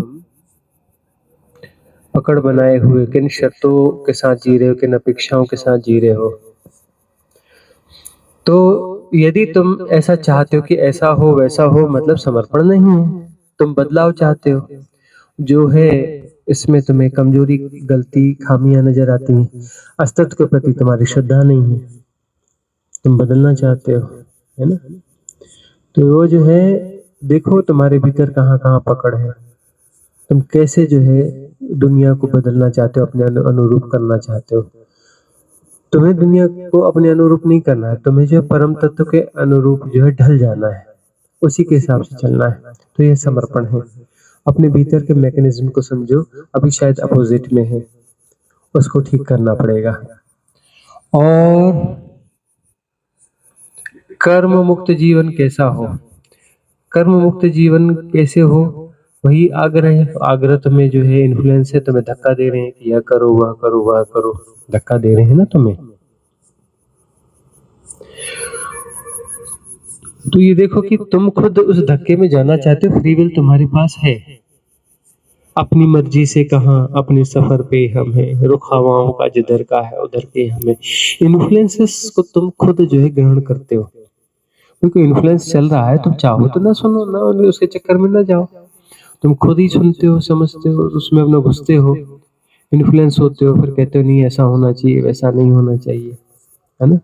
कर्मों को तो तुम खुद पैदा करते हो ना, आग्रह तो तुम्हारे ही है ना, सारे आग्रह तुम्हारे आग्रह, तुम आग्रहों का जोड़ हो, आग्रहों और दुराग्रहों का जोड़, सारे आग्रह दुराग्रह हैं और तुम आग्रहों का जोड़ हो। तो आग्रह मुक्त हो जाओगे तो फिर कर्म बचेगा ही नहीं। कर्म क्यों है? क्योंकि तुम्हारे आग्रह है कि ये सही हो गया, ये गलत हो गया, सही हो गया तो आगे और होना चाहिए, गलत हो गया तो इसको ठीक करना चाहिए, ऐसा नहीं होना चाहिए, वैसा नहीं होना चाहिए। इन आग्रहों के कारण कर्म है। अब आग्रह मुक्त हो गया, कोई व्यक्ति आग्रह मुक्त हो गया तो उसके कर्म थोड़े ना शेष रहेंगे। पूरी तरह से आग्रह मुक्त हो गया तो उसको उसके कोई कर्म प्रारब्ध नहीं रहते, नहीं इसको भोगना ही पड़ेगा, ये करना पड़ेगा, कुछ नहीं। जनक को नहीं भोगना पड़ा, है ना। आग्रह मुक्त, बात खत्म। आग्रह तुम्हारे ही आग्रह, आग्रहों का जोड़ हो तुम। जैसे आग्रह मुक्त हो जाओगे कर्म मुक्त हो जाओगे। और तुम आग्रह मुक्त होना तुम्हारे हाथ में, तुम ही आग्रह हो, तुम आग्रहों का जोड़ हो। देख लो तुम्हारे हाथ में, आग्रह विसर्जित हो जाएंगे तो मुक्त हो जाओगे, कर्म सारे कर्मों से मुक्त हो जाओगे। एक आध प्रश्न और ले लें। कमल वर्मा, आदरणीय गुरु महाराज, मेरे मन में जन्म, मृत्यु और चेतना के स्वरूप को लेकर कुछ जिज्ञासाएं हैं, जिनके संबंध में मैं आपका मार्गदर्शन चाहता हूँ। प्रश्न 1, मृत्यु के उपरांत आत्मा का स्वरूप, जैसा कि विभिन्न आध्यात्मिक ग्रंथों में और मान्यताओं में कहा गया है कि मनुष्य की आत्मा शरीर त्यागने के उपरांत कुछ समय तक अपने पुराने शरीर के आसपास ही रहती है और उसमें पुनः प्रवेश करने का प्रयास कर सकती है। क्या यह नियम केवल मनुष्य पर ही लागू होता है? क्या किसी पशु या अन्य जीव की चेतना भी मृत्यु के बाद अपने शरीर या परिवेश से जुड़ सकती है? और क्या वह भी वापस शरीर में आने का प्रयास करती है? मनुष्य और अन्य जीवों की चेतना के इस अनुभव में क्या कोई मूलभूत अंतर होता है? मनुष्य की आत्मा देह से बाहर निकली या जीव जंतु की देह के बाहर निकली? जीव जंतु की आत्मा भी जब देह छोड़ती है तो कुछ समय तक उसके आसपास भटकती है, उसे समझ में ही नहीं आता कि देह छूट गई है, मरने जैसी कोई घटना हो गई। जो दूसरे जो लोग रहते हैं ना, वो कहते हैं मर गया मर गया मर गया, उसे नहीं पता चलता है कि मैं मर गया, क्योंकि वो तो मरा ही नहीं है, तो देह छूट गई है। यह देह छूट गई है लेकिन बाकी देह तो अपनी जगह पर है। तो फिजिकल बॉडी छूटी ना, कॉमन जो मैन है या पशु, उनके इथरिक बॉडी और causal body, astral body, mental body, बाकी बॉडीज तो अपनी जगह पर है, वह तो नहीं गई है ना, सिर्फ फिजिकल बॉडी गई है। तो फिजिकल बॉडी जाने पर पता ही नहीं चलता कुछ, है ना। ऐसे जो है अभी शरीर में हो ना, तो शरीर में जरा सा भी कुछ चोट लग जाए या लग जाए सब पता चलता है, बहुत कुछ पता चलता है। शरीर छूट जाता है ना, तो शरीर छूट गया उसके बाद पता ही नहीं चलता। देखो कभी तुम बड़े स्वस्थ रहते हो ना, कोई बीमारी नहीं, कोई कुछ नहीं, बड़ा मस्त लग रहा है, तो तुम्हें शरीर का बोध होता है? नहीं होता ना। कहीं बीमार हो तो शरीर का बोध होगा, पैर में चोट लगी तो पैर का बोध होगा, है ना। जहाँ चोट लगी, जहाँ सिर में दर्द है तो सिर का पता चलेगा। यदि तुम्हारे शरीर में कोई समस्या है ही नहीं तो तुम्हें शरीर का बोध होगा? नहीं हो ना, हल्का लगेगा, एकदम निर्भर लगेगा। तो फिर निर्भर लगने का मतलब शरीर का बोध नहीं हो रहा है, विदेहावस्था हो रही है। अब वो तो विदेहावस्था है ना, यह शरीर छूट गया, बाकी काया है तो इनको तो उसको तो मरने का बोध ही नहीं होता ना। विदेहावस्था बड़ा अच्छा सा लगता है, हल्का हल्का लाइट लाइट, तो जैसे पता ही नहीं चलता खास तौर पर। बाकी लोग जो है फिर रो रहे हैं, कुछ कर रहे हैं या कुछ ऐसा, तो उसे समझ में ही नहीं आता ये सब क्या हो रहा है, क्यों हो रहा है ना। तो पशुओं के साथ भी ऐसा होता है, लेकिन फिर पशुओं के साथ यह है कि उनको जल्दी धक्का मिलता है, जल्दी पुश मिलता है और फिर अगला जो है जन्म हो जाता है। मनुष्य के पास द्वंद्व ज्यादा है, द्वंद्व ज्यादा है तो वह जो है ज्यादा भटक सकता है, मनुष्य की आत्मा ज्यादा भटकती है। तो फिर उसको जो है तीसरे का कार्यक्रम करते हैं, फिर उसके बाद में 10वें का भी करते हैं। बोले क्या पता अभी तक भटक ही रहा हो, बोले 13वें का कार्यक्रम करो, है ना। कुछ में तो 40वां करते हैं, क्योंकि गड़ा देते हैं। कुछ लोग जलाते हैं, कुछ लोग गड़ाते हैं, उनको 40 दिन करना पड़ता है, क्योंकि तो ज्यादा उसको भटकने का मौका है ना भाई, देह तो वहीं रखी हुई है। अब वो जो जला दिया वो इसलिए जलाते हैं कि ये देख ले भाई तू तो बचा ही नहीं है, तो बोलता है मैं ये देख अभी राख बन गई, कुछ बचा ही नहीं। राख बन गई, मिट्टी मिट्टी में, पानी पानी में, जल जल में, अग्नि अग्नि में, वायु वायु में, कुछ बचा नहीं। जयराम जी की निकलो यहाँ से, आगे बढ़ो, आगे की यात्रा करो। नहीं जा रहे तो फिर कथा कहानी सुना दे, देखिए कथा कहानी है ना, गीता में कृष्ण यह कहते हैं, फलाने में यह कहते हैं, तू काहे फंसा है, निकल यहाँ से, आगे बढ़, है ना। तो वो उसी आधार पे सारी चीजें चलती हैं कि उसे कहते हैं कि भाई अब तू नहीं रहा, अब आगे बढ़, आगे की यात्रा देख, अगला जन्म देख, या जो कुछ देखना है देख। भाई वो तो अमुक्त लोगों के लिए सब क्रियाएं होती है ना, जो मुक्त होता है उसके लिए कौन सी क्रिया है कि उसको ये करना वो करना, मुक्त हो गया वो तो बात खत्म हो गई है। तो जीव जंतुओं को जो है प्रकृति आसानी से पुष्ट दे देती है, क्योंकि प्रकृति के पास में बंधे हैं, पशु है, मनुष्य के साथ में भटकन है तो ज्यादा भटकता है, वो ज्यादा भटकता है। उसी का ही दूसरा प्रश्न है, प्रकृति द्वारा शासित जन्म और मृत्यु के नियम। हम देखते हैं कि जन्म और मृत्यु एक प्राकृतिक और निरंतर चक्र है। क्या प्रकृति ने इस जन्म और मृत्यु के चक्र को नियंत्रण करने के लिए कुछ विशिष्ट अटल नियम लॉ बनाए हैं? यदि हाँ, तो आध्यात्मिक परिप्रेक्ष्य में प्रकृति के वे कौन से मुख्य नियम या विधान है जिसके अनुसार जीवों को जन्म और मृत्यु प्राप्त होती है? प्रकृति ने कोई ऐसे नियम नहीं बनाए कि कहीं कोई ऑफिस खुला हुआ है और वहां से नियम बनाए हैं और उसको जो पालन करवाया जा रहा है। कॉस्मिक विजडम है। कॉस्मिक विजडम का मतलब जो हो रहा है उसके भीतर ही नियम समाये हुए हैं, उसके होने का ढंग ही नियम है। समाये हुए का अर्थ ऐसा नहीं है कि वह है और नियम है, वह नियम ही प्रचलित हो रहे हैं, वह विधान ही क्रिएट हो रहा है। जो अस्तित्व का विधान है वही कॉस्मिक रिदम है, वही कॉस्मिक विजडम भी है। कॉस्मिक रिदम ही कॉस्मिक विजडम है और वही क्रिएट हो रही है, अलग से कोई और कुछ है नहीं कि मनुष्य है इसमें कोई नियम लग रहा है। अरे मनुष्य उस विजडम से, उस रिदम से, उस विधान से बन हो रहा है, बना नहीं है, हो रहा है कुछ भी नहीं, वो विधान ही हो रहा है। तो सब कुछ उसमें इनबिल्ट है। यदि हम इसको इस तरीके से नहीं समझ पाते हैं तो मुरझते रहेंगे कि कौन से नियम है, क्या है, कैसा है, ऐसा वैसा। कुछ नहीं, यदि कुछ नहीं करोगे तो तुम उस सब को जो जीने लगोगे और समझने लगोगे,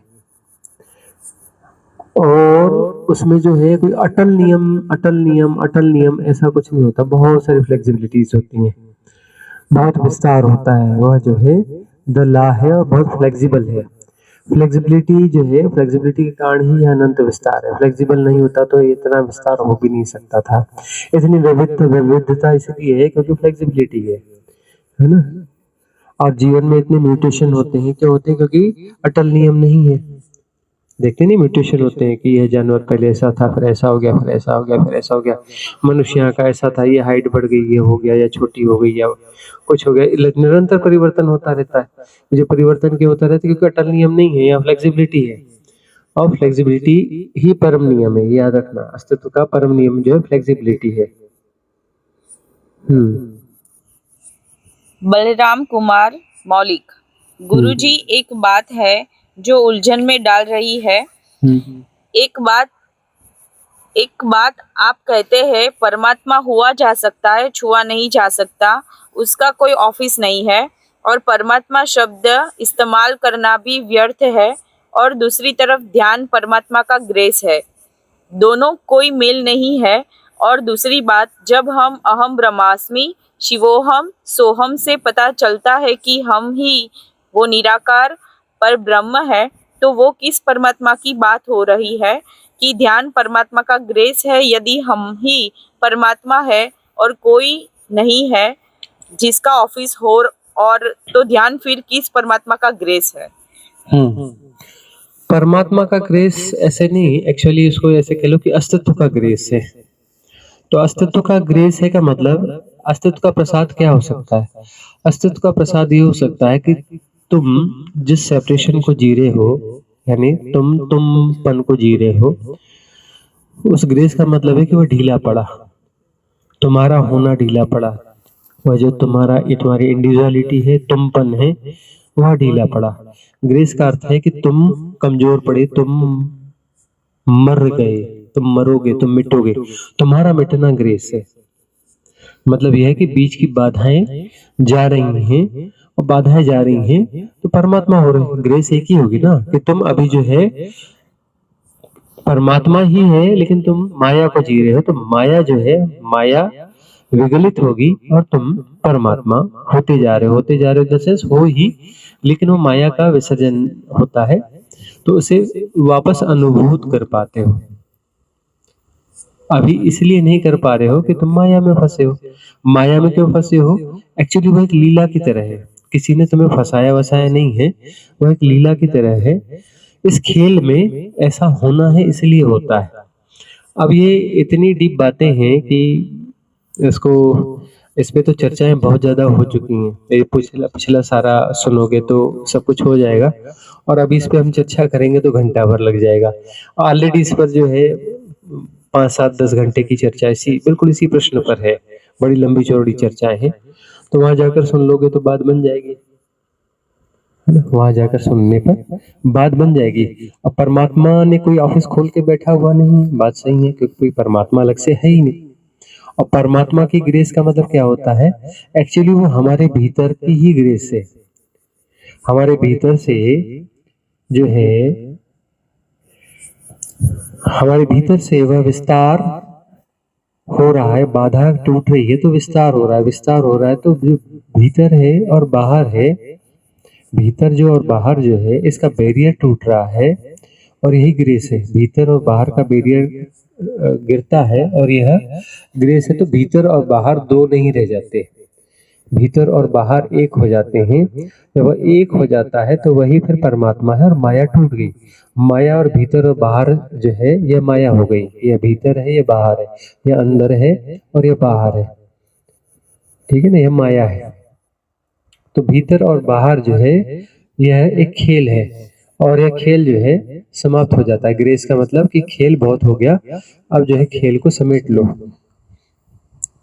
तो भीतर और बाहर का जो बैरियर है वह खत्म हो जाता है, ना कुछ भीतर बचता है ना कुछ बाहर बचता है, वही रह जाता है तत्वमसी, और सारी माया का पर्दा गिर जाता है। और कहने के लिए देखो ऐसा है कि तुम्हें समझाने के लिए भाषा का प्रयोग करना पड़ता है, भाषा कमजोर है। कभी कहते हैं कि परमात्मा की बड़ी कृपा, तुम्हें तो हम कभी कहते हैं, कह रहे तुम ये क्या कर रहे, राम हो जाओ, कब तक भटकोगे, राम ही है। अब तुम कहोगे, आप तो कहते हो कि राम वाम ऐसा कुछ नहीं होता, आप कहते हो राम ही हो जाओ। ऐसे में तो तुम चक्कर में पड़ जाओगे, घन चक्कर बन जाओगे, है ना। कभी तुम्हारी स्थिति परिस्थिति के हिसाब से कोई उदाहरण देना पड़ता है, कभी कोई बात कहनी पड़ती है, कभी कोई बात कहनी पड़ती है। बातों को पकड़ोगे तो तुम जो है उलझ जाओगे, पकड़ो मत, इशारों को देखो, इशारे किस तरफ है, जिस तरफ इशारे हैं वहां पर मुक्ति होगी, वह मुक्ति का पथ है। मुक्ति का पथ कुछ नहीं है, सिर्फ माया का विसर्जन ही मुक्ति है, अलग से कुछ नहीं है। तो आज की इस सभा को यहाँ विराम दें। हाँ हाँ, चलो एक पूछ लो, ले लो। अगर शरीर से आत्मा निकल जाती है, हाँ। उसके बाद हमको वो देख सकती है, सुन सकती है, तो फिर वो खा और पी भी सकती होगी, और और ये सब कर सकती है, तो फिर उसको शरीर में आने की क्यों जरूरत पड़ी? या फिर हाँ, या फिर जो शरीर में रह के वो जो क्षमता रहती है उससे कुछ डिफरेंस है उसमें? अपना क्या शुरू में क्या था आपका कि ये आत्मा जो है शरीर से निकल जाती है, हाँ। तो फिर हम सबको तो वो देख लेती है, सुन भी सकती है, तो फिर मतलब उसके पास सब इंद्रिय तो है ही, तो फिर वो शरीर में क्यों आई? या फिर जैसे हम एक दूसरे को देखते हैं, सुन सकते हैं, तो उसमें आत्मा जब देख और सुनती है तो कुछ फर्क हो जाता है उसकी क्षमता में। ये बीच में बोल रहे हैं, बकवास कर रहे हैं कुछ लोग।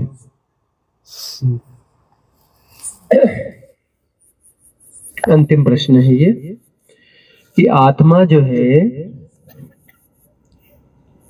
इस शरीर से निकल जाती है, निकलने के बाद उसकी इंद्रियां काम कर रही हैं, देख पा रही है, सुन पा रही है, ठीक है ना, तो उसको वापस इस शरीर की जरूरत क्यों पड़ती है? वह देख पाती है, और सुन भी पाती है, लेकिन फिर वह जो है अभिव्यक्त नहीं कर पाती अपने आप को। सुन पाती है लेकिन सुना नहीं पाती, है ना। सुनने से ज्यादा सुनाने का मुंह होता है, देखा नहीं? तुम कहीं बैठ जाओ तो लोग आके अपना सुनाना चालू कर दे, मेरी कहानी सुनवा रहे, ये क्या ये क्या। तो सुनाने का ज्यादा कुछ होता है। अब ये जो आत्मा है बाहर निकल गई है, आत्मा है का क्या मतलब है? वो आत्मा जो है वह आकृति में है, मतलब आत्मा वो बंधी हुई आत्मा है, वह मुक्त आत्मा नहीं है, बंधी हुई आत्मा है। मतलब उसमें मन है, इंद्रियां है, मतलब मन है ना। वह जो है इंडिविजुअली कहीं सुन रही है, कुछ चीजों को देख रही है, मतलब उसमें मन है ना। आकृति में फंसी हुई आत्मा है ना, मतलब सिर्फ भौतिक शरीर गिरा है ना, बाकी शरीर तो उसमें है ना। आत्मा को फिर जन्म लेने की क्या जरूरत है? अरे जन्म लेने की क्या जरूरत? तो 3 शरीर तो धारण किए, बस एक शरीर मिसिंग है, उसको ले रही है। 3 शरीर जो है वो है, उसमें जो है एथरिक बॉडी है और कॉजल बॉडी है, मेंटल बॉडी है, 3 जो काया है तो यहाँ पर है, सिर्फ भौतिक शरीर छूटा है, ऊपर वाली काया तो अपना है ही है। आत्मा जो है, आत्मा इन 3 शरीरों को ढो रही है ना, मतलब वो आत्मा अनंत आत्मा नहीं है, वो वाली आत्मा नहीं है जिसकी परिधि अनंत है। यह कौन सी आत्मा है? जिसका बिंदु भी है और अपना वो बोझा भी ढो रही है। बोझा तो सारा है ना उसके पास, मन का तो सारा बोझा उसके पास है ना। अब मन का सारा बोझा है उसके पास है, मतलब सारे विकार कर्म ये वो सब हैं। अब उसको जो कोई सेंसेशन चाहिए, तो आत्मा को सेंसेशन नहीं होता है ज्यादा, याद रखना ना, उसके सेंसेशन की लिमिट्स होती हैं, उसके सेंसेशन की बहुत लिमिट्स होती हैं। वो त्वरा में बहुत तेज सेंसेशन उसको नहीं मिल पाते हैं। अब वो सेंसेशन उसको चाहिए, वो भोग जो है ज्यादा सेंसेशन, किसी को जो है ना कर्मा ज्यादा बलवान है, मतलब क्या है कि उसको सेंसेशन जो ज्यादा सेंसेशन चाहिए, ज्यादा संवेदनशील उसको घटना चाहिए। तो संवेदनशील घटना के लिए क्या है, ये भौतिक शरीर चाहिए। भौतिक शरीर के बगैर जो है संवेदनाओं को ज्यादा त्वरा से महसूस नहीं किया जा सकता। ये भौतिक शरीर चला गया और बाकी शरीर है ना, तो वहां पर ज्यादा संवेदनाएं नहीं होती। तुम्हारी एस्ट्रल बॉडी निकल जाए ना बाहर, जो है अपना 0 डिग्री टेम्परेचर हो, उसको भी फर्क नहीं पड़ता, मालूम है? 0 डिग्री टेम्परेचर, उसको भूख भी नहीं लगती। वो बोले थे भूख प्यास नहीं, उनको भूख नहीं लगती, वो कुछ खा भी नहीं सकती, कुछ पी भी नहीं सकते एक हिसाब से। अब वो जो है, वो जो देवता आकर के वो लिटरली कभी कुछ अपना ग्रहण करते रहे हैं, वह जो है एक अपवादिक घटना है। अपवाद सब जगह होते हैं और सभी देवता खाते हैं पीते हैं या करते हैं, ऐसा कुछ नहीं होता है। वो आते हैं तो इस फॉर्म में आते हैं तभी खाते हैं। वह यहाँ पर आते हैं और कंडेंस्ड होकर के यहाँ की काया ग्रहण करते हैं, यहाँ के नियमों में आते हैं तभी वो ग्रहण कर पाते हैं। वो वहां रह करके ग्रहण नहीं कर सकते। लो देवता खा जाओ और अपना खा जाए, ऐसा नहीं होते, पहले उसको आना पड़ेगा, फॉर्म ग्रहण करना पड़ेगा, यहाँ का यहाँ के नियमों में आना पड़ेगा। अपने जो है मॉलिक्यूलर स्ट्रक्चर को चेंज करके 3D के मॉलिक्यूलर स्ट्रक्चर में आना पड़ेगा, बिल्कुल भौतिक देह जैसा संघनन करना पड़ेगा, संघनन करना पड़ेगा, तभी वो खा सकते हैं यहाँ की भौतिक चीज को, नहीं तो नहीं खा सकते, नहीं तो नहीं खा सकते हैं। ठीक है ना, वो ऐसा है कि वो अपने नियम अपनी जगह काम करते हैं। अब वो जो सभी लोग संग्रहण कर सकते हैं, नहीं कर सकते। सभी देवताओं के पास ये क्षमता नहीं होती है, सभी देवताओं के पास ये क्षमता नहीं होती है, तो वो रेयर उनके पास होती है। अब जो है वो संग्रहण करने की स्थिति अब बनी भी रह भी नहीं गई, वो परिस्थितियां भी नहीं रह गई।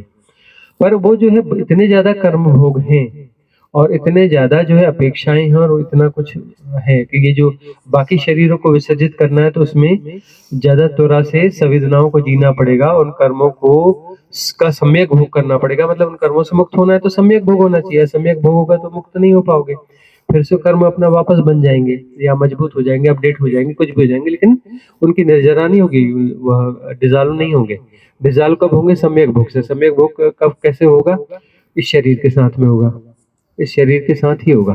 अच्छा, इस शरीर के साथ एक अपना कुछ चमत्कारिक चीजें भी हैं कि हम ये विधियां देते हैं, है ना, सिद्ध क्रियाएं देते हैं, सिद्ध क्रियाएं देते हैं। तो ये शरीर है ना, इस शरीर के भीतर भाव करोगे कि सारे कर्म जो है वो डिजॉल्व हो रहे हैं, या फिर जो है कर्मों की उदीर्णा हो रही है और सम्यक रूप से तटस्थ भाव से जाना जा रहा है, समता से जाना जा रहा है, उसकी निर्जरा हो जाएगी।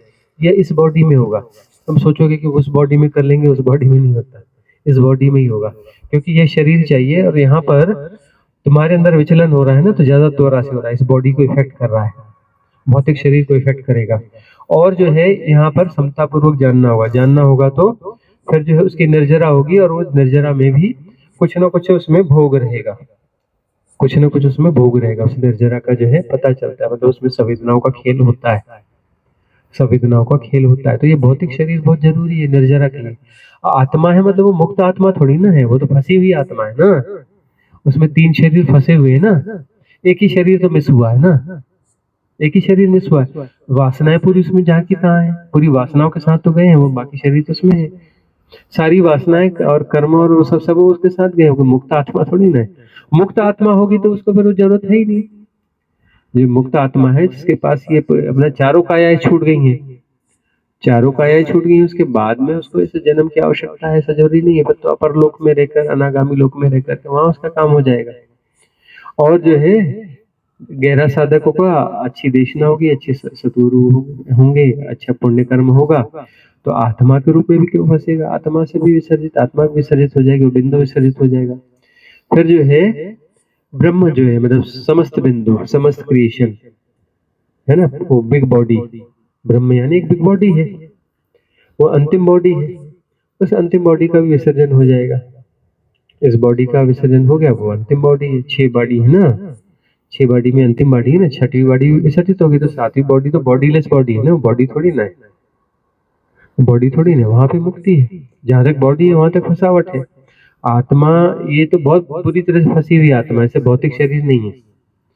और उसके बाद में इनसे मुक्त हो जाए तो भी आत्मा फंसी हुई आत्मा है, कि उसमें बिंदु है, कील ठुकी हुई है, बिंदु केंद्र है ना, केंद्र में कील ठुकी हुई है, वो कील निकालोगे तो फिर पता चलेगा कि नहीं कील तो निकल गई, बहुत बड़ी बॉडी है मेरे पास में ब्रह्म, ठीक है ना, हम ब्रह्मास्मि, वो बड़ी बॉडी है, फिर बड़ी बॉडी से मुक्त होना पड़ेगा, उस बॉडी से मुक्त हो गए तभी मुक्ति है, अंतिम बॉडी है वो 6वीं बॉडी ब्रह्म काया, ब्रह्म भी काया ही है ना, ब्रह्म काया भी काया है, काया बड़ी काया है, विराट काया है, लेकिन काया है, उस काया से मुक्त, उस काया से मुक्त जैसे होते हैं तो फिर बॉडीलेस हो जाते हैं, बॉडीलेस हो गए तो फिर बात तभी अनंतता है ना। जब तक बॉडी है, बॉडी का मतलब है कि उसका आकार है, उसकी सीमा है ना, बॉडी का मतलब आकार है, सीमा है, और बॉडी विसर्जित हो गई तो फिर कोई सीमा बची नहीं ना, फिर तो कोई सीमा नहीं बची ना, फिर अनंतता है, अनंतता मुक्ति है, अनंतता मुक्ति है, ठीक है ना। तो आज इस सभा का यहाँ विसर्जन करें, मंगल कामना करेंगे। भवतु सब मंगलम, भवतु सब मंगलम, भवतु सब मंगलम, सबका मंगल हो, सबका कल्याण हो, सबका मंगल हो, सबका कल्याण हो, सबका मंगल हो, सबका कल्याण हो।